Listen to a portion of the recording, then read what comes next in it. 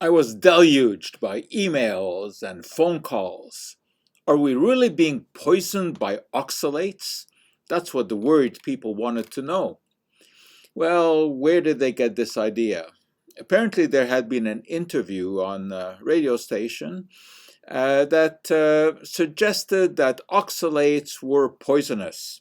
Now, oxalates are common, naturally occurring components of a variety of plant foods.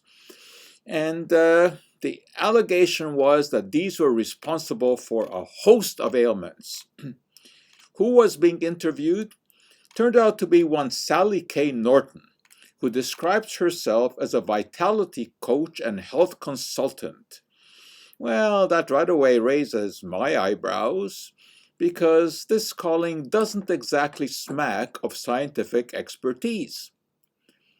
Checking her website, I learned that oxalates can cause, now get this, mental fatigue, gout, mood problems, noise sensitivity, memory impairment, arthritis, inflammatory bowel disease, rashes, thyroid issues, carpal tunnel syndrome, prostatitis, vulvar pain, sleep disturbance, and kidney stones. At least she left cancer out of there. There's no doubt about the kidney stones.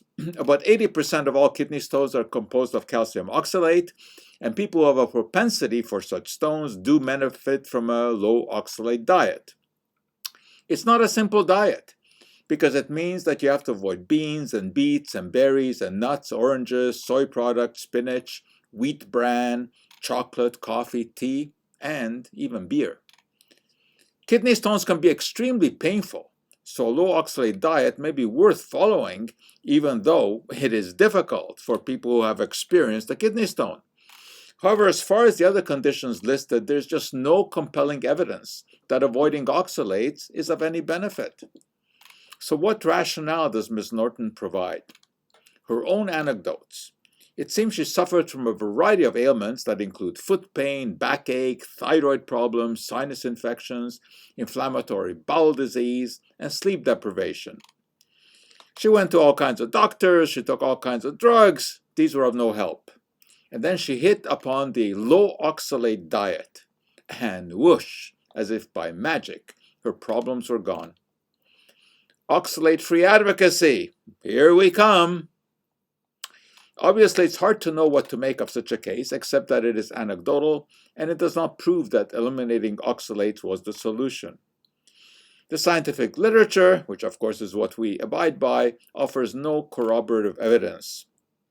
But it's also illuminating to see that the same sort of alleviation of afflictions has been ascribed to eliminating other so-called dietary poisons.